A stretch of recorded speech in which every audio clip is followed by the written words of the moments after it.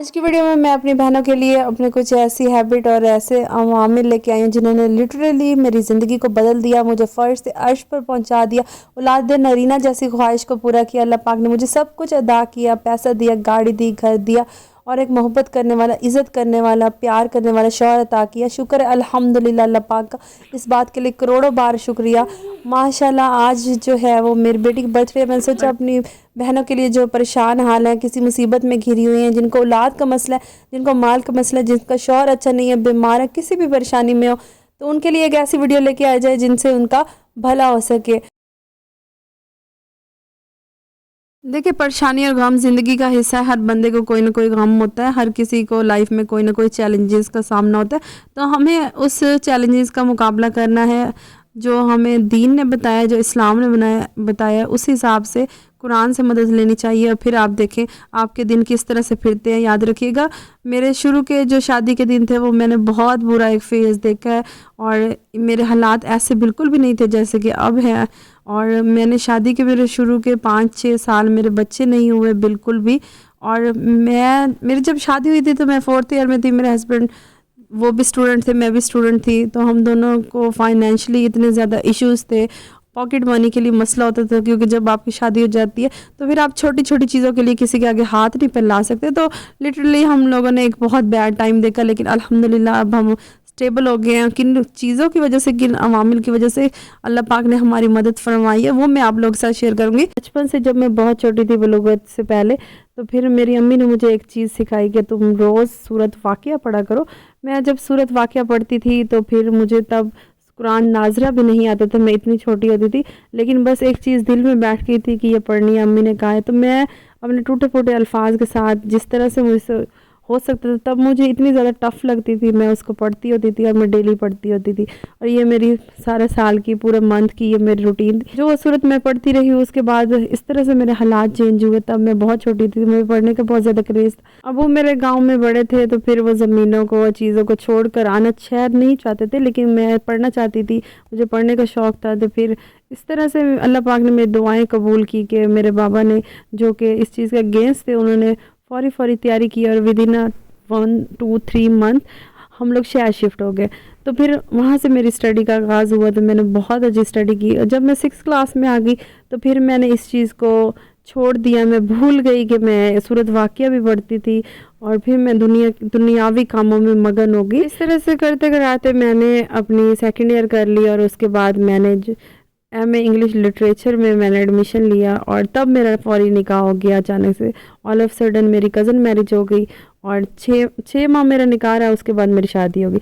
तब मुझे इतना ज़्यादा समझ नहीं थी कि शादी के बाद बच्चे कितने इम्पोर्टेंट होते हैं, आपको फाइनेंशली इंडिपेंडेंट होना कितना ज़रूरी होता है और शादी की क्या ज़िम्मेदारी होती है। मैं इन सब चीज़ों से बालातर थी, क्योंकि मैंने बचपन से ही स्टडी पर फोकस किया था और मुझे स्टडी के अलावा कोई घरदारी इतनी ख़ास सच नहीं आती थी। तो जब मेरी शादी हुई, शादी के पहले 3 साल तो मुझे बिल्कुल भी प्रेगनेंसी नहीं हुई, नॉट अ सिंगल प्रेगनेंसी।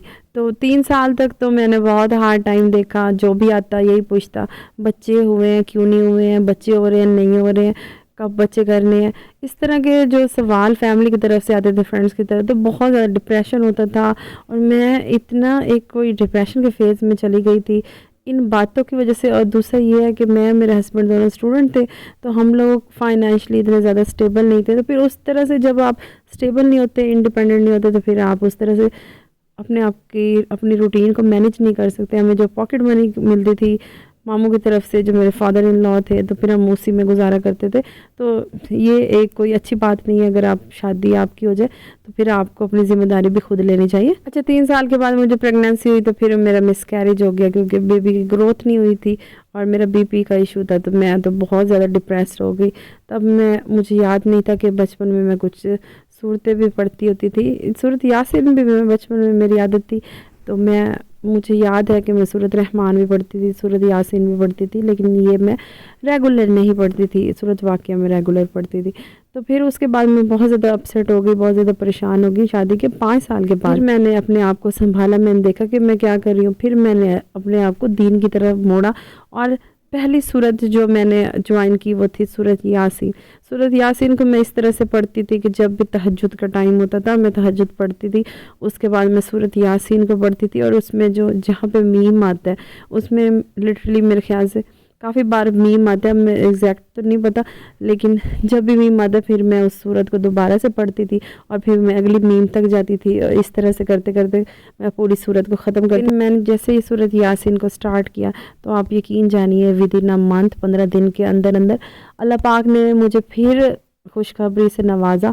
और इस बार मैंने काफ़ी ज़्यादा एहतियात की और अल्लाह पाक ने मुझे डायरेक्शन भी दी, डॉक्टर भी मैं सही गई, वहाँ पे मुझे इंजेक्शन वगैरह लगते रहे ग्रोथ के। और उसके बाद अल्लाह पाक ने मुझ पर करम किया और मैंने पूरे अपनी प्रेगनेंसी के पीरियड में एक चीज़ को अडॉप्ट किया, अल्लाह पाक के जो सिफाती नाम है 99 नेम्स ऑफ अल्लाह, तो वो मैंने याद किए। तब मुझे याद नहीं होते थे, मैं देखकर पढ़ती थी और उनको देखकर पढ़ने का ज़्यादा सवाब है। और जब भी मैं ड्राइव कर रही होती थी हॉस्पिटल की तरफ तो फिर मैं मेरे ज़ुबान पर इनका विर्द होता था। मैं इतना ज़्यादा पढ़ती थी कि मेरे सर में दर्द होना शुरू हो जाता था। लेकिन यह है कि मुझे इस बात की टेंशन होती थी कि कहीं अल्ट्रासाउंड में ये ना बोले कि बेबी की ग्रोथ नहीं हो रही है, ग्रोथ रुक गई, ग्रोथ का कुछ इस तरह से इशू ना हो। तो जैसे ही मैं अल्ट्रासाउंड की मशीन पर लेटती थी तो फिर मेरा दिल धक धक करना शुरू हो जाता था और मैं कहती थी कि कहीं डॉक्टर कोई ऐसी बात ना कर दे, कुछ इस तरह से ना बता दे। लेकिन अल्लाह पाक ने मुझ पर करम किया और 5 मंथ के बाद मुझे पता चला कि अल्लाह पाक ने मुझे रहमत से नवाज रहे। अल्हम्दुलिल्लाह ग्रोथ का मसला भी नहीं हुआ था, बेबी माशाल्लाह से उस फेज से निकल आया था जो पीरियड के मिसकैरेज का पीरियड था। अल्लाह पाक के सिफाती नाम के अलावा जो मैं बहुत ज़्यादा पढ़ती थी वो सूरत यासीन थी। मैंने अपनी फ़र्स्ट प्रेगनेंसी में सूरत यासीन को बेइंतहा पढ़ा है। तब हमारे पास अपनी गाड़ी नहीं होती थी और डॉक्टर ने मुझे एहतियात बताई होती कि स्मूथ ट्रैवल करना है। तब मैं दुआ करती थी कि अल्लाह पाक मेरे हस्बैंड को फाइनेंशियली इंडिपेंडेंट करें, उनको रोज़गार दें और हमें कार चाहिए और बड़ी कार चाहिए। मैं अल्लाह पाक से बड़ी कार के दुआ करती थी। आप यकीन जानिए मेरी बेटी जब पैदा हुई है जनवरी में तो उससे 1-2 मंथ पहले अल्लाह पाक ने हमें एक बड़ी कार अता की। लिटरली हम लोगों ने खुद अपनी परचेज़ की और वो छोटी नहीं थी, वो बड़ी थी। जिस तरह की गाड़ी हम रेंट आउट करते थे बिल्कुल उसी तरह की गाड़ी अल्लाह पाक ने मुझे अता की। और मेरे हस्बैंड ने अपना एक डेयरी फार्म स्टार्ट किया मेरे भाई के साथ मिलकर। अपनी दुआओं के कबूल होने पर खुश भी थी, हैरान भी थी कि अल्लाह पाक मुझे किस किस तरह से नवाज रहे। अल्लाह पाक ने मुझे औलाद भी अता कर दी, बेटी भी अता कर दी, उसके साथ अल्लाह पाक ने मुझे फार्म भी अता कर दिया, मुझे गाड़ी भी अता कर दी। काम माशाल्लाह से अच्छा होने लगा और हम लोग फाइनेंशियली स्टेबल होने की तरफ आने लगे। तो फिर इंसान है, उसकी ख्वाहिशें कभी ख़त्म नहीं होती। जब मेरी बेटी होगी तो फिर मेरे बेटे की ख्वाहिश जागी। तो फिर उन दिनों में मुझे याद है मैं बहुत ज़्यादा डोनेशन करती थी और चैरिटी बहुत ज़्यादा करती थी। फिर अल्लाह पाक ने मुझ पर करम किया, एक दफ़ा फिर मैं उम्मीद से हो गई। इस दफ़ा जब मैंने स्ट्रिप चेक की 2 लाइन्स थी, उसके बाद मैंने पहले दिन से वेरी फर्स्ट डे मैंने एक वजीफ़ा स्टार्ट किया सूरत बकरा का। मैं हर रोज़ सूरत बकरा को पढ़ती थी, पानी पर दम करती थी और वो मैं पीती थी। उन दिनों मेरी इतनी ज़्यादा पढ़ने की स्पीड नहीं थी क्योंकि आपको पता है सूरत बकरा 2.5 पारों की है। तो मैं उससे पूरे दिन में ख़त्म करती थी, एक एक पाव करके, हाफ करके, एक एक पारा करके, इस तरह से मैं ख़त्म करती थी। और 24 घंटे में मैं 2.5 पारे ख़त्म करके मैं पानी के ऊपर दम करती थी। वो पानी में 9 महीने तक पीती रही थी। तो मुझे याद है मैंने एक दिन भी गैप नहीं लिया था। इस वजह से अल्लाह पाक ने मुझे वो खुशखबरी अता की जो कि मैं अल्लाह से ख्वाहिश कर रही थी। अल्लाह पाक ने मुझे बेटा अता किया और ये अल्लाह पाक की तरफ से 100% ग्रांटेड अमल है, जिसके बाद अल्लाह पाक ज़रूर इंशाल्लाह बेटा अता करेंगे। बस आपने यकीन कामिल के साथ, पूरे यकीन के साथ आपने ये वजीफ़ा करना है, फिर इंशाल्लाह अल्लाह पाक ज़रूर आपको बेटे से नवाजेंगे। अगर मेरे इस वजीफ़े पर 1000% तक यकीन है इंशाल्लाह अल्लाह पाक आपको नवाजेंगे। और डेली नज़र से बचने के लिए 4 कुल लाजमी पढ़ें, अपने आप पर दम करें। और मैंने अपनी ज़िंदगी की हैबिट बनाई है सूरत रहमान, सूरत वाक़िया, सूरत यासीन, ये मैं डेली बेसिस पे पढ़ती हूँ। आप लोग भी ज़रूर इसको अपनी हैबिट बनाएं। उसके बाद आप देखेंगे इंशाल्लाह आपके हालात भी इस तरह से बदलेंगे जिस तरह से मेरे बदले हैं। और अगर आपके हालात बेहतर ना हो तो फिर मुझे कहिएगा। यकीन से दुआ मांगिए, यकीन ईमान की बहुत बड़ी शर्त है। और इसके अलावा चैरिटी को अपनी हैबिट बनाए, डोनेशन करें। और अल्लाह पाक का एक का 10 देने का वादा है। बेशक अल्लाह के वादे बहुत ज़्यादा सच्चे और पक्के हैं। तो अल्लाह की राह में हम जितना ज़्यादा डोनेट करेंगे अल्लाह पाक उतना ज़्यादा मल्टीप्लाई करके हमें रिटर्न करेंगे। ये थे मेरे लाइफ के कुछ एक्सपीरियंस, आप लोगों के साथ शेयर करने का मकसद ये है जो मेरी बहनें परेशान हाल है, जिनको किसी भी किस्म की कोई भी प्रॉब्लम है तो वो किस तरह से उससे निकल सकती हैं, दीन से मदद ले सकती है। और हमने मायूस नहीं होना, मायूसी गुनाह है।